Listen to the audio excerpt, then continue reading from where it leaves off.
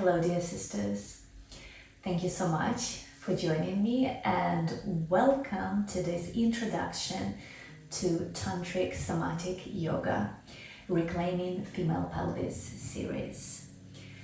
So I wanted to just share a little bit of my personal story and how I came to do this work. So after giving birth to my son, I suffered the birth trauma, prolapse, third-degree tear, misaligned pelvis, and postnatal depression, which led me to feeling completely disconnected from my body, from my sensuality, my sexuality, my radiance, magnetism, and my vital feminine life force energy, my Shakti, Kundalini, Yin energy, however you want to call it, as a way of helping my body to be pain-free. Wasn't even about reclaiming my feminine power or being flexible, being strong, simply being pain-free. I started this somatic yoga exploration. I didn't have at the time any opportunity to go to specific yoga classes or had actually anything around me because I just relocated from London into Glastonbury, and most of the time would be on my own with a newborn baby because my husband at the time worked in London. So I ended up watching some YouTube videos, but mainly working intuitively with my body consistently guiding me into my hips. At the beginning, I couldn't quite understand why, because I sometimes would have this intention of working on my back, of working on my shoulders, of working on strengthening other parts of my body, or finding a bit more spaciousness and softness. But over the course of 2 years, my inner being, my root voice, consistently guided me towards hips.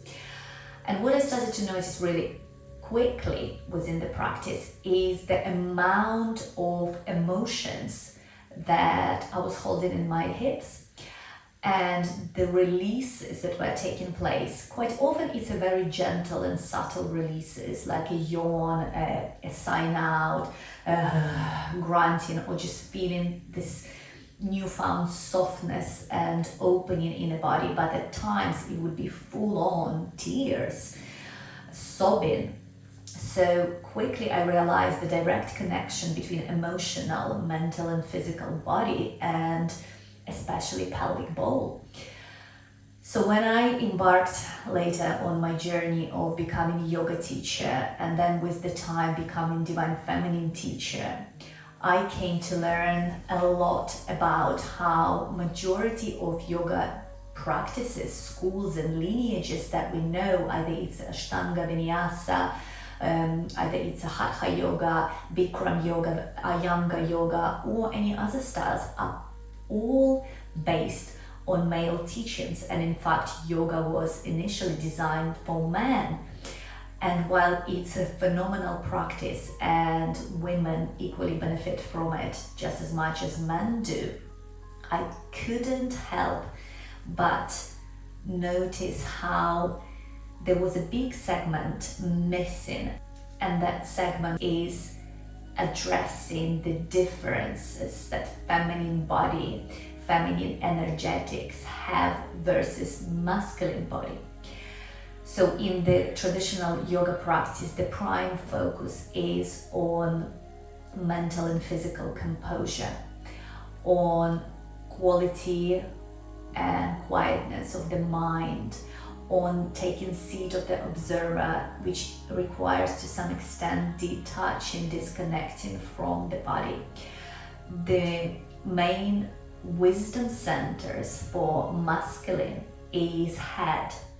It's located within the third eye chakra and crown chakra, when for feminine the wisdom center resides in our pelvis. It's our root and sacral chakra, it's our cervix and our womb, and as well our heart's chakra. So the energetics are completely different to masculine, as well how we hold our emotions and feelings and how we process, where our intuitive guidance, our higher wisdom resides, is in a different part of our body. So for us, in order to really utilize that, to access this energy, to access our Shakti, which is innately feminine energy, unlike Shiva or yang energy, masculine, it's in the higher wisdom centers. In order for us to access our feminine energy, we need to go deep into the core of the body.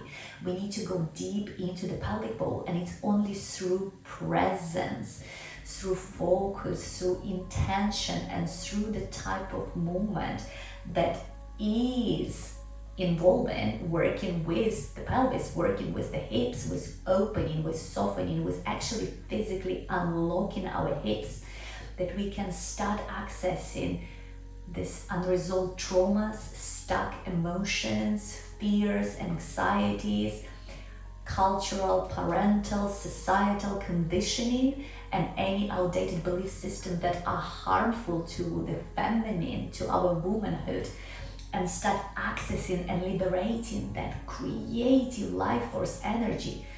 Feminine pelvis is an epicenter of feminine power, of our creativity, sensuality, sexuality, of our radiant magnetic life force energy, Shakti. It's a space of intuitive wisdom, authentic expression of our voice, of how we create and express in this world that is aligned with our soul calling, with our purpose, with our higher wisdom. And it is a space of direct connection to source energy. And it's feminine path, it's not the path of awakening through disconnection from the body, through transcendent consciousness, but it's quite opposite, through immanence and full presence in the body, through listening to the body, through being guided by our body. So in this series, we focusing on presence, we're focusing on feeling, on sensing. We bring in awareness to what feels stuck, what feels unresolved, where the blockages are. Either it's a physical, mental, emotional, spiritual. We breathe differently, in traditional practices there is a nasal breathing, ujjayi breath or ujjayi breath, where here we breathe through the nose, we exhale through our mouth, we engage our throat, we move differently, we bring intuitive movement, non-linear movement. So this kind of movement awakens and activates a neural pathways for feminine energy to flow through it.